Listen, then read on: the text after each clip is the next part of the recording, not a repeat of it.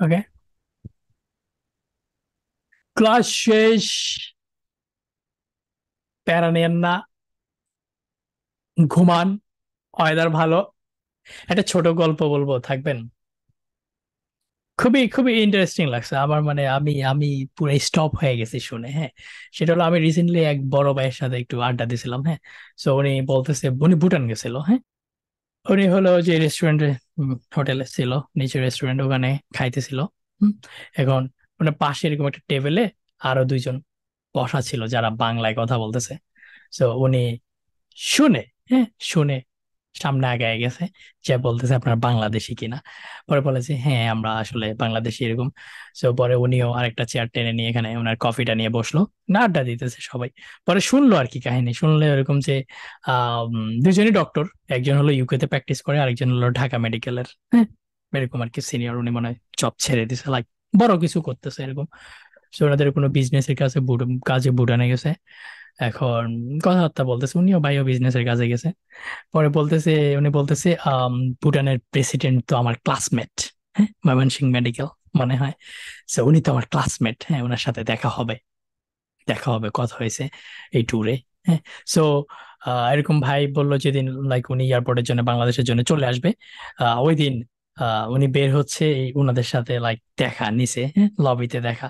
কি হয়েছে, প্রেসিডেন্ট, ভুটানের প্রেসিডেন্ট হলো গাড়ি দিয়ে আসছে, বন্ধুকে নিয়ে একটু ঘুরাবে, সামথিং সামথিং। ভাইকে আমি বিলিভ করি উনি খুব ক্লাসি মানুষ, আমার লগে তো বাড়ায় বলবো না। তো উনি আমাকে বলল ওখানে অনলি প্রেসিডেন্ট, কোনো গার্ড নাই, কিচ্ছু নাই। আইসা এই বন্ধুকে নিয়ে যাবে, আসছে বন্ধু বের হইতেছে, আমি ওই এয়ারপোর্টের জন্য বেরোচ্ছি। আমি অবাক।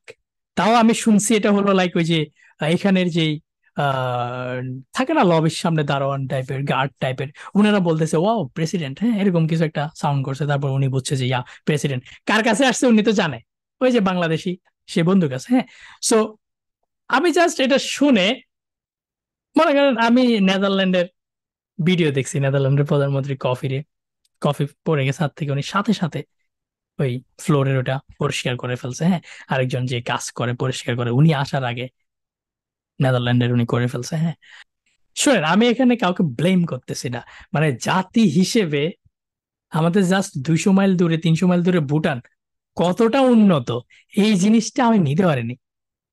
আপনি কারে ব্লেম দিবেন? আপনার নিজেরই তো সমস্যা। আমার সমস্যা, আপনি আমার অনেক ভালো মনে করতেছেন, কিন্তু আমার থিঙ্কিং এ তো আমাদের মতো। কাহিনীটা বুঝছেন? এটা সম্পূর্ণ রিয়েলাইজেশনের ব্যাপার, এবং এটা আপনি জীবনেও বুঝবেন না। আর বুঝলে এটা আপনার শরীরে কখনো লাগবে না। আর এটা যদি আপনার শরীরে একবার লাগে, ঝড় বৃষ্টি বাংলাদেশের খেলা আপনাকে আইএলটিএস এর ক্লাস থেকে আটকাইতে পারবে না। রাতে 3টা বাজে ক্লাস দিলেও আপনি কইবেন যে ভাই দাও দাও, পড়ি, এক্সাম দিই, দ্যাটস ইট। আপনাদের যে কত মোটিভেশন, কত কিছু দিছি, এগুলা টাকা পয়সা দিয়ে কাউন্ট করলে বুঝছেন, বুঝছেন, ডলারে পে করা লাগবে।